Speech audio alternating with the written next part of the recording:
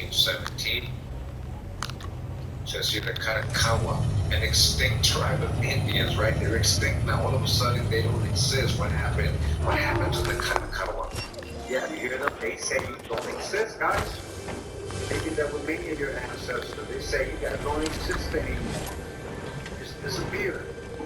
Thin air. Nothing to see here, people. Nothing to see here. They're extinct, right? Formerly occupying the vicinity of Punta Gorda Bay on the coast. He didn't drop it like this. I saw it in Texas. With the few remains of their language, they appear to have constituted distinct stock. They are first definitely mentioned by the French explorer Joutel in 1687. Shortly afterward, in consequence of the seizure of some of their canoes by the French, they attacked Fort St. Louis and killed or carried off every person of small garrison. At this time, they are said to have been cannibals. It's past the hijack. The greater portion remained uncompromisingly hostile to all settlers, European settlers, as well as to the most of the surrounding tribes, with the result that their number gradually dwindled. In 1805, they were still estimated at 500 men. In 1818, 300 Kanakawa warriors attacked and fought in pitch battle with 200 of Lafitte's pirates and were only repelled with the aid of artillery. Before the close of the Texan War of Independence, they had been nearly wiped out by the American settlers. About the year 1843, the small remnant, some 50 number, moved to Mexico, which they were expelled a few years later on account of continued depredations, making their camp near Hidalgo, Texas, where the last of them were exterminated by Mexican ranchers in 1858. So supposedly, they don't exist anymore. So they were famous for the black drink as well. I know you guys know that, but just a little bit of history again. And see how they just all of a sudden now they just say, they're extinct, nothing to see here. Don't worry about the Kanakawa. So extinct, right? Yeah, right. It says here, Taman, Texas, 1800, 1901 by Ed H. Wharton. Now it says here, Charlie Laporta, along with his brother Morin, financed the first settlement by Europeans on Galveston Island in 1816. Jordan Laporta was born in Portugal of Jewish parentage and later became a Jewish Texan trader. What kind of trader? Slave, smuggler, trader. In 1818, Jean Lafitte appointed Jaw supercargo for the Kanakawa Indian trade.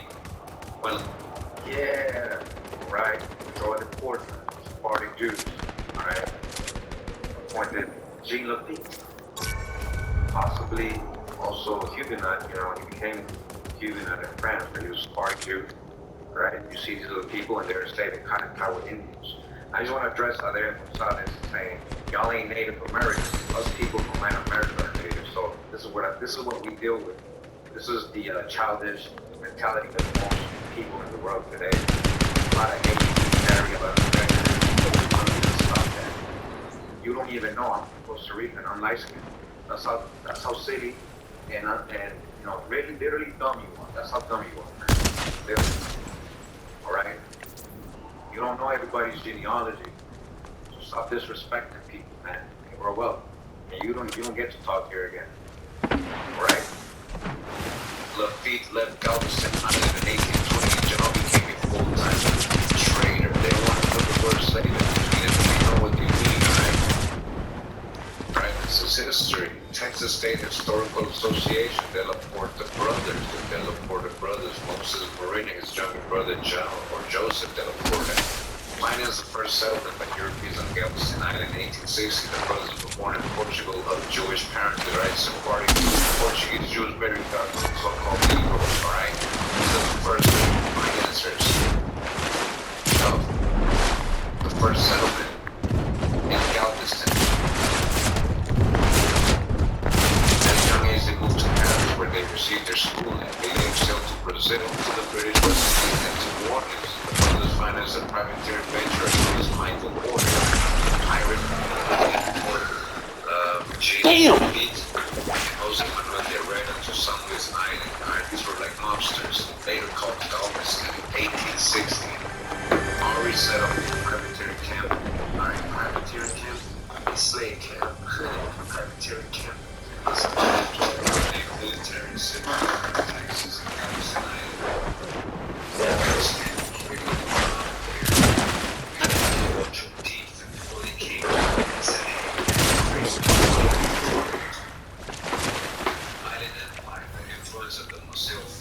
Galveston. Right, immediately Hobo thesis prepared for the degree of Masters of Science, University of North Texas. Says here, Jean Lafitte occupied the island until 1820, when United States officials ordered him on the island. By this point, the majority of the kind of colonies had been wiped out by the arrival of the Europeans. Had they, remember, they're talking about the kind of colonies. No, bro, stop. This is serious. Damn, that's enough, bro. Ain't no motherfucking way, bro. No, I'm not paying no more goddamn money. When it's obvious what the fuck is going on. Those that survived the attack were buried with another threat disease. The group simply could not survive the spread of European disease as he thought the best of the survive. After defeats and march of the remaining kind of couples were killed and removed from the equation. Not just by killing you, but also by erasing your identity. Exactly. So what am I supposed to do? Blacks or African slaves. Attacking African discriminated choice. Other groups survived to distracting with performative ritual dance. Once they finally had it cleared of the feet and the Kanakawas, once they got rid of the Kanakawas, right? So we got to see what they are playing Telegram, whatever, Express. That's the mission. That was that over there. When they were serving, they even know they were saying, all right, bring take one, because every day we're not doing that. But anyway, what I'm saying is, I was meeting a couple years later, they still found that these missions, somebody comes and like, hey, you Africans are free now. That's what they told me. Turn this around. So we're united. Families get together. Maybe we'll never up. Stop worrying about what everybody else is going to say. It's us. Change to happen. We got to make the change. We got to stop being prejudiced, racist, stereotyping. That guy who was there said that earlier. He don't represent all Latinos, so-called Hispanics. I know many people like me. We don't like that. Right? So unfortunately, does that happen to everything? Does that happen in every society? They come in every culture. Every culture. Right? You can't just blame one thing on bad apple, right? You can't generalize. And I don't do that. I hope nobody else does that. But he don't represent the whole. He don't represent the real. He's one of the black ones. You guys understand, like in your hood or wherever you go, wherever you're school anyway, there's always some black people. There's always some black people. Yeah, these represent some black people. Fortunately, they're everywhere. Alright, let's continue. Right, the United States took over the territory. The Kanakawas, they had to get rid of them, remember? Afterwards, Galveston was shaped by immense lead-up to Texas Declaration of Independence. First, Galveston was turned into Mexico. However, after the Texas Revolution, the island became assigned to the Texas Navy. So once they got rid of the Kanakawas, Indians, then the United States was able to settle in territory there, right in Galveston. It says here, pirates in Galveston, limiting layer. Pirates in Galveston, Texas. Galveston, Texas was once home to a private government established in 1860. Galveston was considered a safe haven for pirates to take over other vessels in the Gulf of Mexico. Pirates and revolutionaries raided many merchant shipping vessels on the Gulf Coast. Pirate culture was an all-time high in this era, alright? But the pirates were nothing more than terrorists and robbers, right? These so-called privateers, big, right? These people that are financing these Sephardic Jews finances to go over there, or what we call the modern-day crime bosses. Jose Manuel de Herrera, a Mexican rebel, was the founder of the claim Galveston War of the Mexican Republic by September of 1860. Through 1860 and 1821, slave trade was a major operation in the privateering world. Right, slave trade, and as we went over, real slave trade theory, who they enslaved. We have who they were enslaved and plunder African. Alright, so again, we see them hijacking articles when they had the African slave trade. You already know, you already got the drug. The hijack on that. What I want to mention is, like, they have told us enslaving them. They were just saying when it's so if they were enslaving, why do you think they went extinct? They're obviously somewhere, they were making somewhere, they work somewhere, they must have had descendants, offspring. What do you mean they went extinct? Huh? But that's some pretty interesting story, right? They became monsters, literally. Because before New York and all that monster stuff, man, like this is some original monsters in America right here. Some party Jews, Moorish people.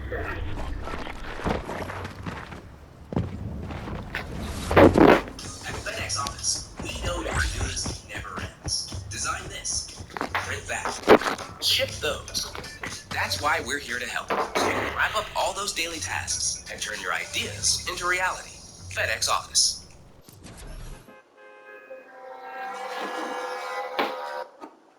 Tyrann world. Alright, what years? What years? This was foundation of the app. Alright, hold on, guys, I messed up. Hold on, let me fix it. There we go. Alright, so what years? Remember. Yeah, no, it's because we're here now.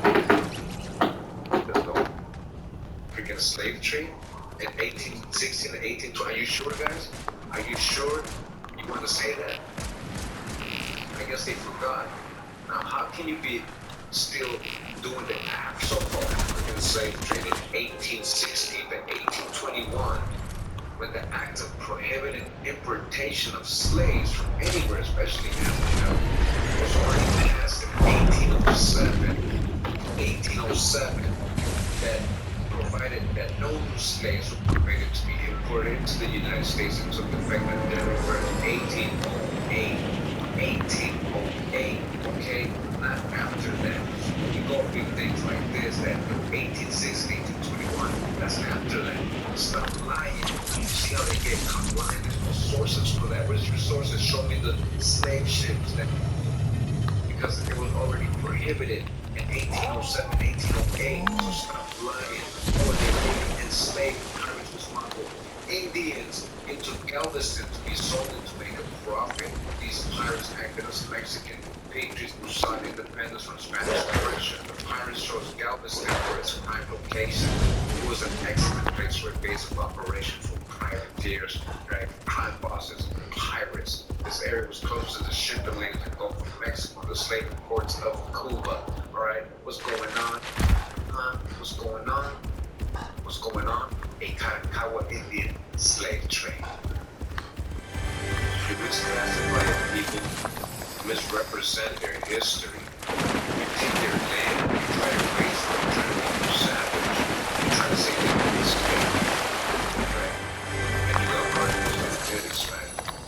The island they called home, the disappearance of the Caracawa, the disappearance.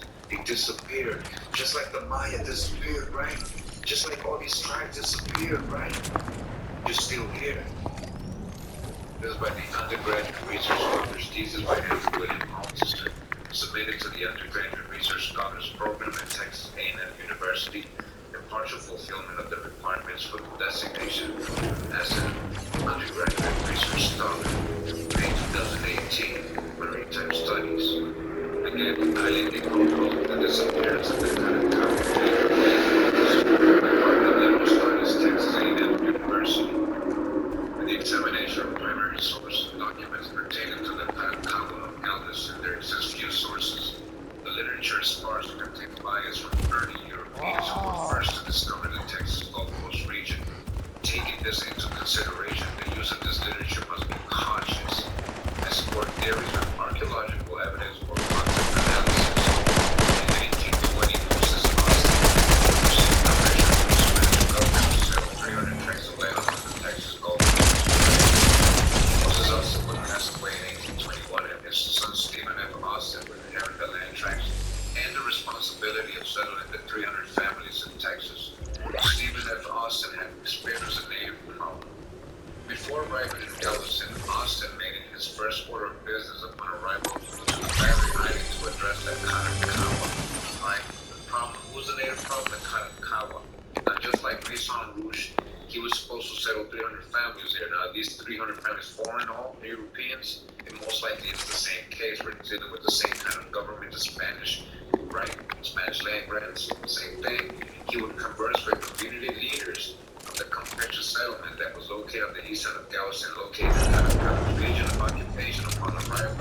Stephen F. Austin would camp adjacent to the Kanakawa campsite, so he set himself right next to the purpose on Galveston in an attempt to bolster his presence and make known he would not be passive in dealing with the native people.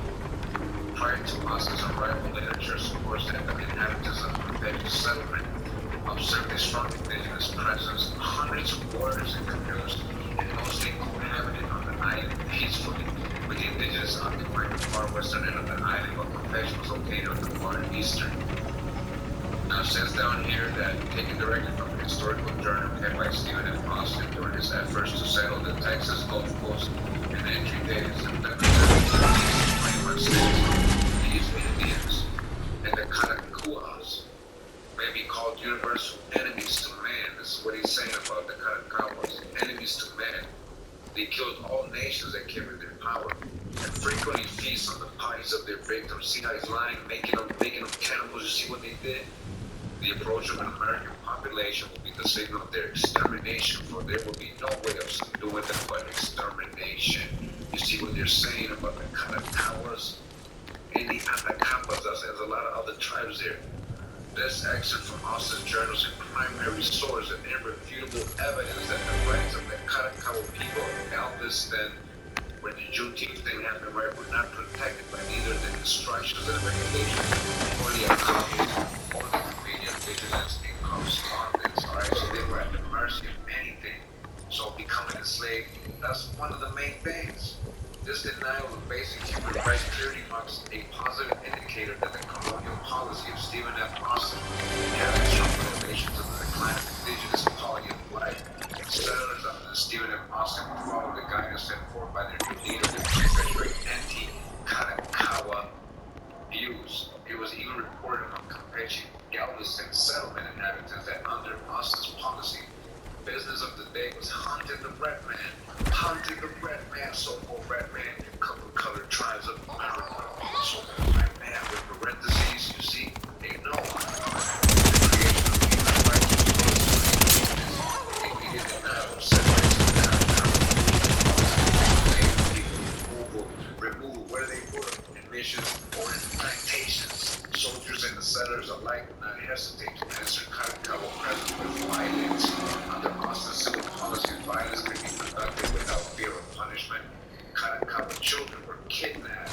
Where were they taken? These children, right? They just disappeared. Oh no, they disappeared. They went extinct into thin air. They just disappeared into thin air. Oh, now you're giving us the drop. Now you're giving us the drop. Women would be raped, taken in the day, often no orders, and often attacked and killed on sight. Often basic infractions such as the death of a former hunting party of colonials to ban to get their engaged Kanakawa and their homes and villages, killing innocent women and children along the way. Infractions such as these would further the dehumanization of the indigenous, which will continue to deny native people's sanctuary as they try to relocate under the new pressure as their ill-seen reputation would precede them. In 1824, Austin and a group of 90 men pursued the fleeing native people as far south as the Mexican border and come full circle to the Mata border bay along the Texas border. This is where the final address of Austin and the Kanakawa would be made. Seemingly broken, the indigenous people could run no longer and would seek sanctuary at the Spanish mission, La Bahia. They were so desperate. Remember what they did? They got rounded up. They got backed up into the mission, and the pilot said, "Yo, come in. I'll save you. Just come in." And they had no choice. It was that or death. Orchestrated by the priests of the mission, Austin and Kanakawa chief Antonio would make a peace treaty, an agreement that would force the Kanakawa to settle west of La Vaca River. This treaty would be renewed later in 1827. However, the defined nature of the Karankawa would continue to cause issues as the native people refused to recognize the agreement to remain west of the river. Kidnapping the children, raping the women, massacring the men, enslaving the men, trading them, relocating them, expelling them, right? Enslaving them. Says here, unearthing truth. The future of Sugar Land, Texas, depends on its bitter past.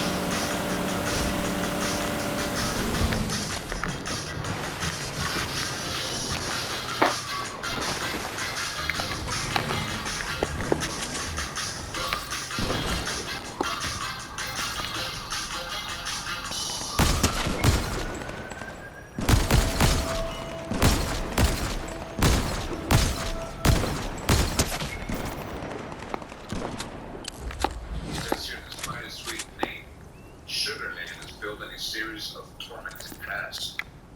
In 1823, Southern pioneer empresario, a Spanish word for entrepreneur, Stephen F. Austin, right, acquired modern-day Fort Bend County, a Mexican land grant.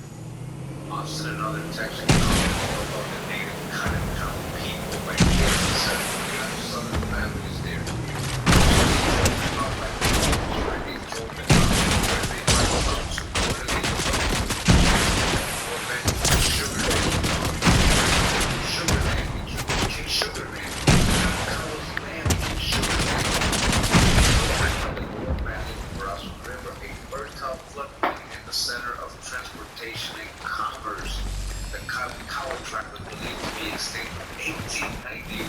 So you see what happened? You guys understand, overstand?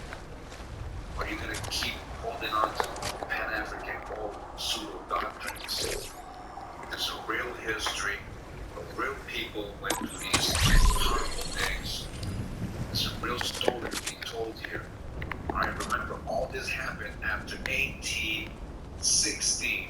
Come on, this is very recent. What so-called African slaves? They're grabbing the Karankawa's fertile land. Red State people, the Red State refugee came. Sugar King's not a stick in the mud. What Chief said is not just a stick in the mud. It's sugar cane. You know the Red State. Shut up. Shut up. Rob. Exactly. For the people that have to take this land, this fertile land that they had to drive out. Where did they go?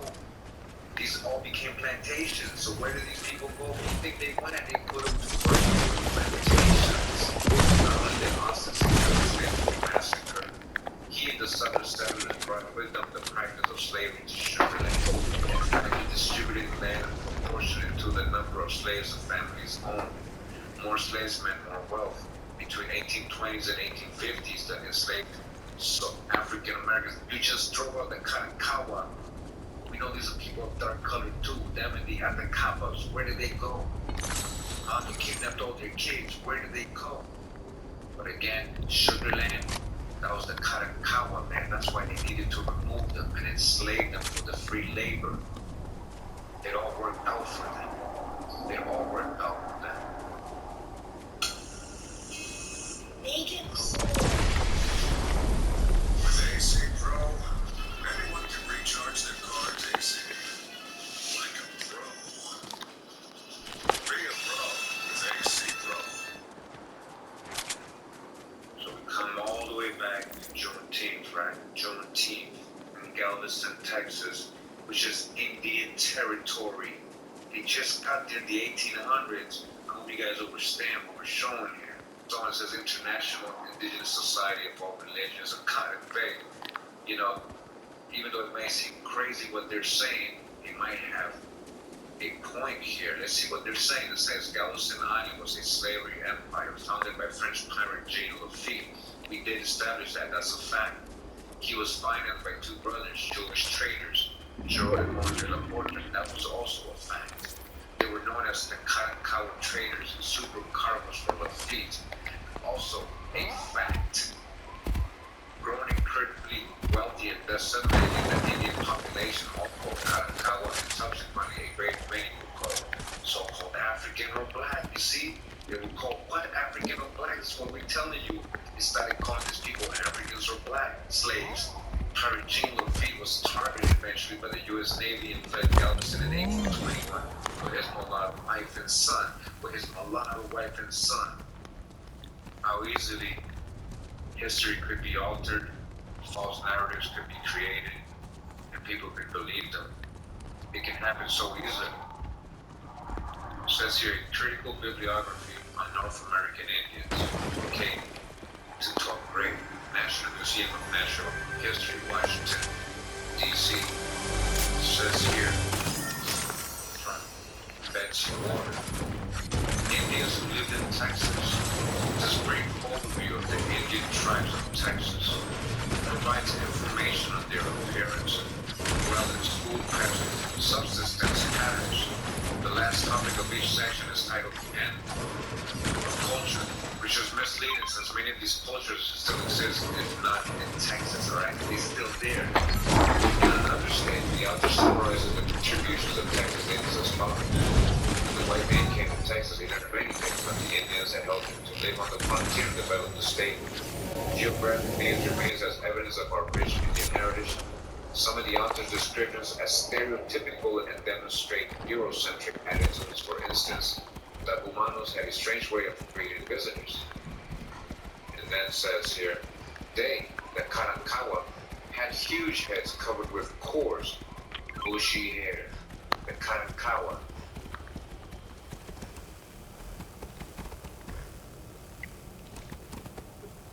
They had heads covered with coarse, bushy hair. Oh, wow. And we're here. It's called Indians who lived in Texas. Written by illustrated by Betsy Water. Look at this in the cover. You see how she drew the American Indian copper-colored tribes. You see that brown complexion, cinnamon hue, swarthy, tawny, copper-colored tribes of America, so-called red man. Do you see how she drew it? You see where I got the cover of this video, the thumbnail. I'm not making it up. I didn't draw it. Somebody else did. It says here, the tribes of Karankawas and Atacavas lived in more primitive manner than the Caddo and Wichita farmers. Perhaps this was because they had to roam continuously along the coastal waters in order to find enough food for their families. Usually they camped less than a week in one place, but returned to it each year. They moved across the bays and lagoons in frill dug-out canoes made by tree trunks, cut it in half and hollowed out by a scraping or burn. The canoe, about 15 inches wide and 40 to 50 feet long, was long enough to hold a man, his family, and their possessions. And that's on page 23. Continues, says, appearance. The Karankawa men were tall, powerfully built people who wore pieces of cane pushed through holes made in the forehead and on each side of the chest. The Atacapa people were short and stout. They had huge heads covered with coarse, bushy hair. Their cheekbones were especially high, and their large lips protruded over a teeth stained from the various leaves which they chewed. Now you know who was really there in Galveston, Texas. And remember, these Europeans just got there in the 1800s. They were having trouble settling there the whole time with the Karankawa and the Atacavas and the other tribal people that were there. They weren't letting them settle.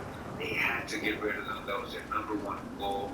They stated that in primary sources. This is history. You know, the United States was not importing any so-called slaves or servants into the country by 1808. By the time Galveston, Jean Lafitte and all them established their permanent settlements, that was already over. So anybody they were using for labor was local people. We know Jean Lafitte and the other Portuguese the Laportas had a Karankawa Indian slave trade going on, and their number one goal was to remove them from that prestigious fertile land to establish their sugarland plantations, and eventually the prestigious Galveston city. Not sure if any of you think this proves anything or debunks anything, but I hope there's logical people out there, and I hope that based on the previous presentation, we've been here 5 years, over 300 presentations, showing primary sources, showing who the American Indians were. We had primary sources describing them. We know they told us there was many nations here, even so-called Negro or Black nations like in Africa. We've already sent the references, numerous references. We're doing genealogy, it's all mentioned up. We know that these Sephardic Jews, these original Europeans were also people of color, so-called people that stay more and more war. Shout out to Fletcher to the Drug Radio.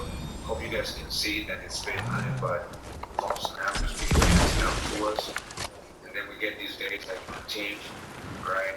So I hope you guys understand when it says happy, proud, and happy Juneteenth here. Now you understand a little bit better.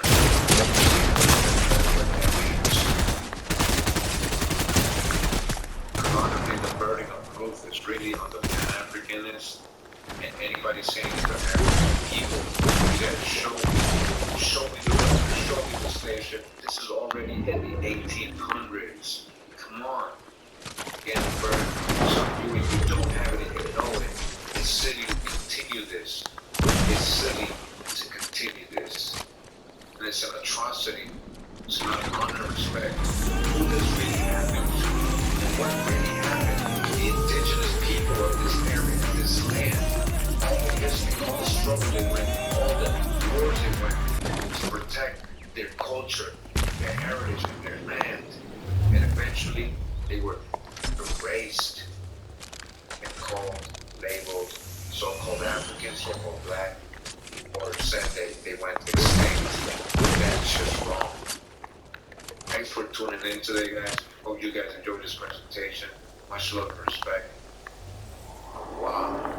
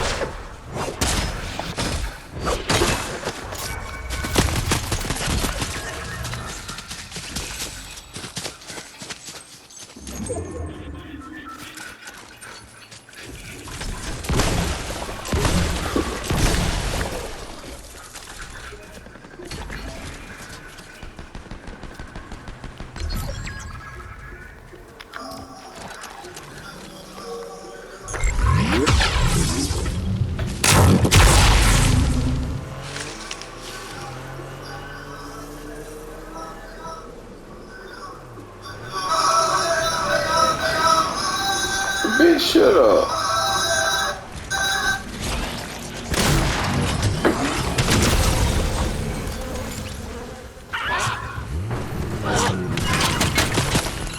Alert like magic. Don't bear with me. Alert Tech Foundation. Pores, alert. Coloration, alert. Imperfection.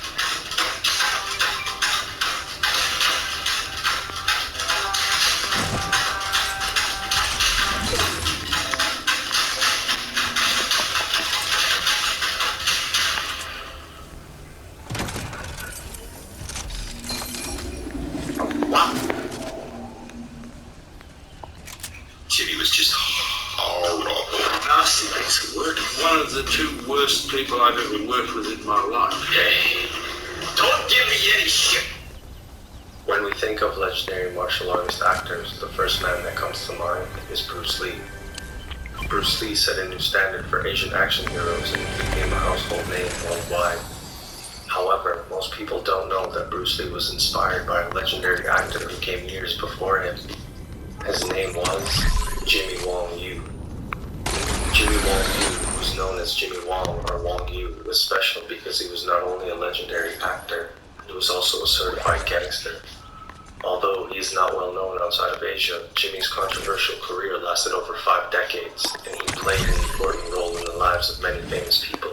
The story of martial arts films and the dark side of Hong Kong cinema cannot be told without telling the story of Jimmy Wong Yu. Jimmy Wong Yu was born Wang Zhangquan in Shanghai, China in 1943. He grew up as a tough kid and was fighting with local gangs on the streets before he had a career fighting on camera. He trained to be a soldier as a young man and was also a swimming champion. Jimmy relocated to Hong Kong in 1960 to pursue an acting career with the famous Shaw Brothers production company. Jimmy's good looks, toughness, and charisma landed him roles in some popular Hong Kong films. Despite having no formal martial arts training, his street fighting and military days gave him all the knowledge he needed to become a star. Around this time, the Hong Kong movie industry was infested with Triad members and associates.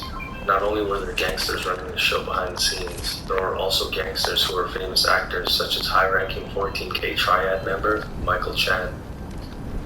Jimmy Wong earned the respect of many underworld figures, and he got himself associated with Triad members in the 14K and the Sun Neon Triad. The Shaw Brothers production company was particularly known for their corruption and Triad connections. It was through this company that Jimmy became close to the famous gangster director Lo Wei, who was best known for launching the careers of Bruce Lee and Jackie Chan. Jimmy Wong was in several minor films throughout the mid to late 60s. He was largely unrecognized for the first few years, but he was propelled to stardom after his star role in the 1967 Hong Kong classic called Wild Swordsman. After this film, Jimmy instantly became a celebrity in Hong Kong, and he starred in several other classics in the late 60s and early 70s. His role in the 1970s film titled The Chinese Boxer solidified his status as the #1 actor of the martial arts genre. Jimmy went on to star in many other films in different genres, including gangster-themed thrillers. After the success of The Chinese Boxer, Jimmy Wong Yu began to have disputes with his production company, the Shaw Brothers. This led to him being on bad terms with many influential people like the famous director Lo Wei, who was apparently a member of the Sun Neon Triad. To reignite his career, Jimmy Wong relocated to Taiwan. While he was in Taiwan, a new rising star showed up in the Hong Kong movie scene. He was none other than the legendary actor Bruce Lee. Bruce Lee was no stranger to the Triads as well. He grew up as a street fighter who allegedly beat down a powerful Triad member's son, which prompted his father to relocate the family to the US. Lee initially pursued an acting career in America, but he didn't see his career going anywhere in Hollywood, so he returned to Hong Kong to gain more popularity. Lo Wei took Bruce Lee under his wing and ignited his career with the 1971 film The Big Boss. Bruce Lee's talent, good looks, and charisma was unlike anything seen before. He was on his way to take the crown away from Jimmy. Some people claimed that Jimmy Wong was too distracted by the street life, which allowed Bruce Lee to become #1. He went on to become a household name and the most popular Asian movie star worldwide. Despite Bruce Lee practically replacing Jimmy Wong's career, the two maintained a close relationship. In 1973, tragedy struck and Bruce Lee was found dead in a Hong Kong apartment at the age of 32. Death shocked many and opened the door for many conspiracy theorists who believed Bruce Lee was murdered. One of the claims was that the murder was carried out by Triad members linked to the movie industry. These claims have never been proven, and it's been declared that Lee suffered a bad reaction to pain medication. Bruce Lee's death opened the spot for Wong to retake his #1 position. Asia's international superstar Jimmy Wang Yu arrives in Seville Star in the land from Hong Kong.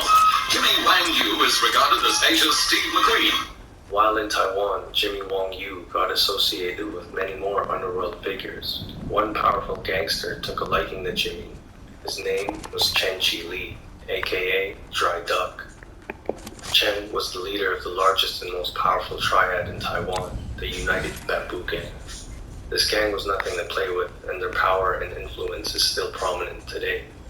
Jimmy Wong remained an associate of Chen, but initially refused to formally join the gang. However, things changed in 1976 after a major altercation at a restaurant.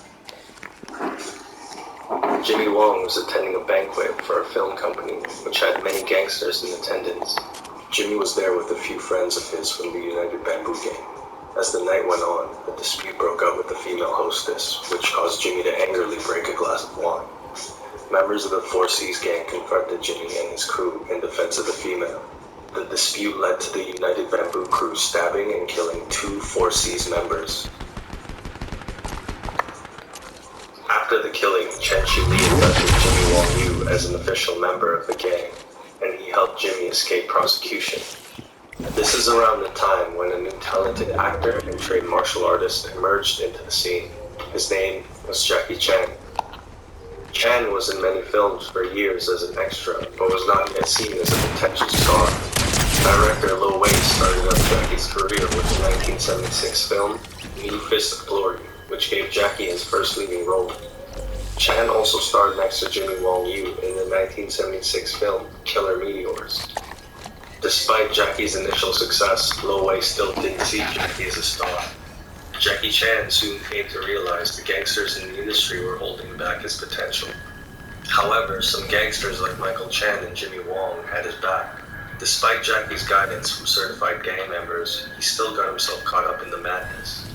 Jackie Chan was apparently not happy with Lo Wei and the low-budget contract he was given. Famous Hong Kong producer Raymond Chow took advantage of the situation and offered him a new contract with the Golden Harvest production company. Lo Wei then decided to loan Jackie out temporarily to Chow. Under Chow, Jackie Chan's career instantly blew up with the 1978 films Snake and Eagle's Shadow and The Drunken Master. Lo Wei, who became jealous of Chan's newfound success, tried to block Chan from working with Golden Harvest again. Then in 1979, Jackie Chan defied Lo Wei's wishes and shot a Golden Harvest film called The Young Master. This decision by Chan caused a war to break out in the industry between triads and production companies. Jackie Chan was scared for his life, and he knew only a gangster could get him out of this mess. Chan then decided to reach out to none other than Jimmy Wong Yu. According to Jackie's autobiography, I Am Jackie Chan, his manager told him, Jimmy is going to try to broker a peace agreement between the Sun Eon Triad, Lo Wei, and the Golden Harvest. If he succeeds, we're off the hook. If he fails, it really doesn't matter, because you won't be around to find out. In other words, Jackie Chan would be killed if both sides didn't come to an agreement. Jimmy and his people sat down with the Sun Eon members, in which an altercation occurred, which was broken up by the police. It's unclear what exactly happened during that meeting, but Jimmy successfully saved Jackie's life and got him out of the contract with the Shaw Brothers. Jimmy was paid 2 million Hong Kong dollars by the Golden Harvest Company for his efforts. In Taiwan, one of the actors, I think it was while you were in Taiwan, you met, was Jackie Chan. And I understand you played a big role in his career at this time. He was in a contract with Lo Wei. Yes. Can you tell the audience a little bit what kind of guy Lo Wei was? Lo Wei is a good director, but he is like Ron Xiao, like whoever wants to say. The money is paid, very low paid to Jackie Chan. That time, each picture I think is about 7,000 US dollars. Pay one film. Lo Wei had friends who were triad that you had to negotiate with? This is the story I've heard. I don't know what the real story is. I joined the contract. You know. Jackie Chan was very grateful for Jimmy Wong, and he returned the favor later in the 80s by starring in 2 films that Jimmy produced, titled Fantasy Mission Force and Island of Fire. Chan still honors Jimmy till this day and was quoted saying, "There are 3 peak eras of Hong Kong martial arts films. The era of Jimmy Wong Yu, the era of Bruce Lee, and finally, the era of Jackie Chan." Not long after the events of Jackie Chan, Jimmy Wong Yu got himself caught up in more danger. Since the 1976 murder incident in Taiwan, tensions between the United Bamboo Gang and the Four Seas Gang were rising. Both sides lost men in the retaliation stemming from the 1976 incident. Jimmy Wong was a high target in this war, and on January 10, 1981, he was stabbed 7 times at a restaurant and almost died. In April of that same year, the Bamboo Gang got their revenge by stabbing and killing a Four Seas member who was believed to be responsible for Jimmy's stabbing. Later that year, both sides were in court over the January 10th incident. A major brawl broke out inside the courthouse, which left men on both sides dead or injured. Jimmy Wong Yu, who was in the trenches during the courtroom incident, was arrested and sentenced to 2 years and 6 months. With the aid of powerful people, Jimmy ended up being found not guilty and was let off completely. After the case, Wong supposedly retired from the mob life to focus on his film and business career.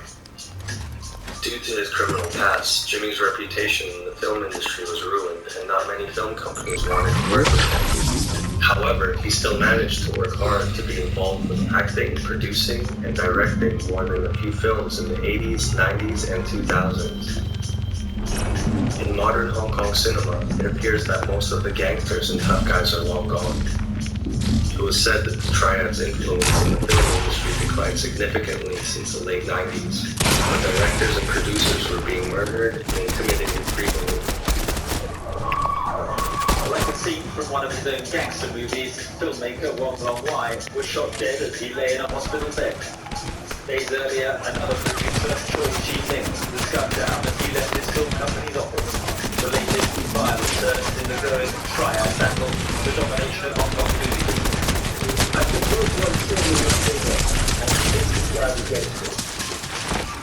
Things got so bad that many in the industry held a protest against the triads in 1996. Jackie Chan, who had a long history of confrontations with the triads, was one of the protesters.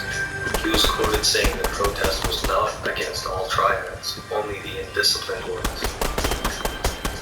Although Jimmy seemed to keep a clean record for more than 2 decades, his name was brought up by authorities once more in 2007. Jimmy allegedly received a murder contract from the KMT to take out a politician. It was said that Jimmy declined the contract because of his loyalty to